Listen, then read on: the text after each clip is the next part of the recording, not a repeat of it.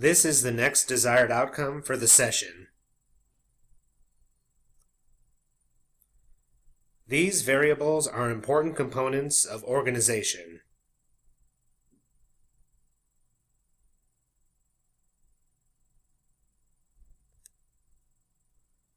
Please refer to the resources listed below the organization title for some ideas on seating and room arrangement.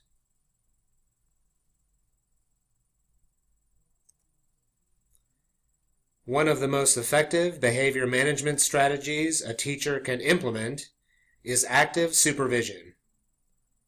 Proximity impacts behavior.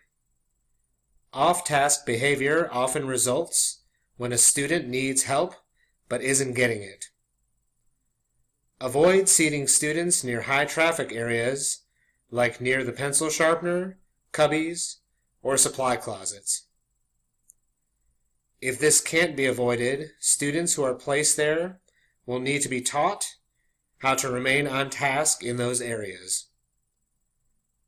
Displaying student work increases students' sense of belonging and ownership within the classroom.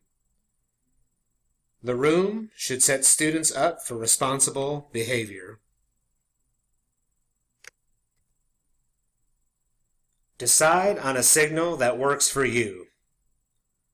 Some examples are a hand signal, students calling back, manipulating lights, or clapping. Teach the use of an attention signal and use it the way you teach it.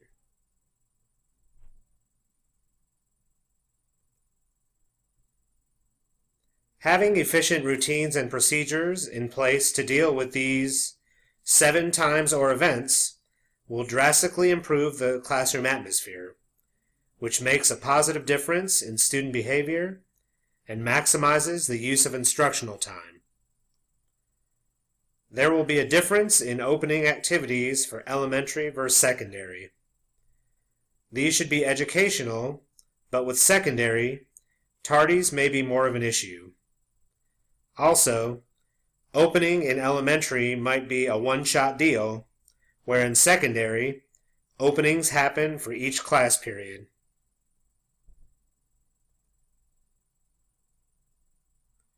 An acronym that may be helpful to effectively interact with students when they are entering class is TUMS.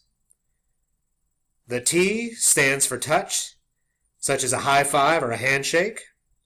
The U stands for use their name. The M stands for make eye contact. And the S stands for smile.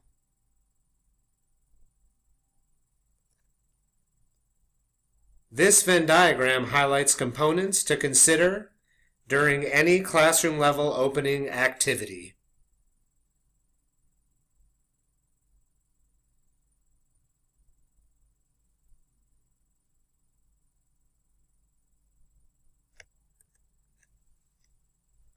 Teachers should be mindful of a student's personal situation when gauging preparedness. Provide clear expectations for the first weeks of school, then do periodic spot checks to see who is prepared.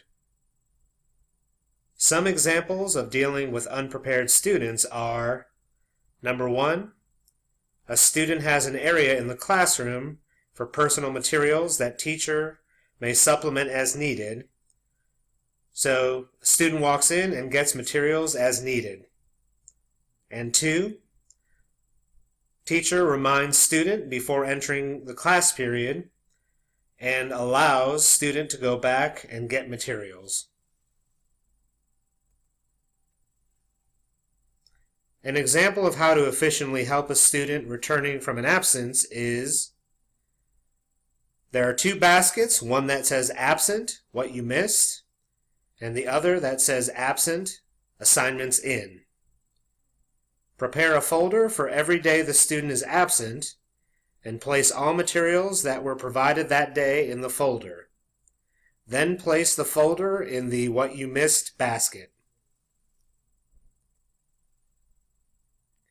It is always better to have too much time than not enough time.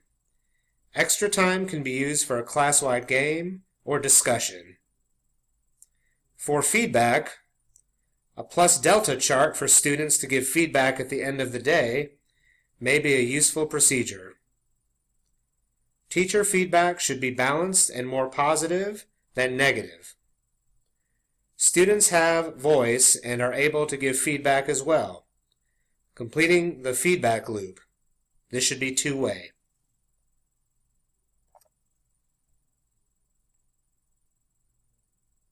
Only excuse your class when they are reasonably quiet. Let older students know that if they rush the door, you will begin excusing them by rows or clusters. It may be beneficial to practice dismissal outside of the actual dismissal time, taking into consideration the hectic nature of this transition in most school buildings. These 4 areas should feature concepts on which a teacher should reflect.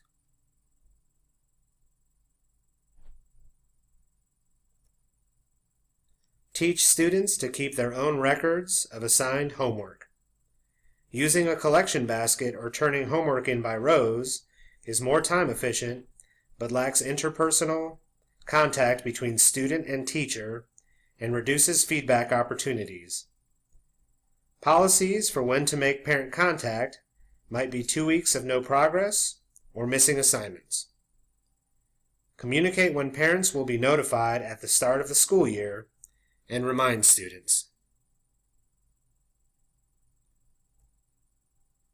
Assigning students work they are unable to complete only sets them up to fail or creates the pattern of not doing the work.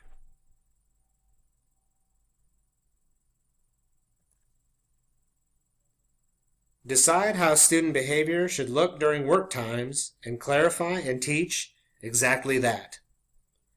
Provide guided practice on tasks and assignments for the first 10 to 50% of an assignment. Develop a system that enables students to seek assistance during independent work periods.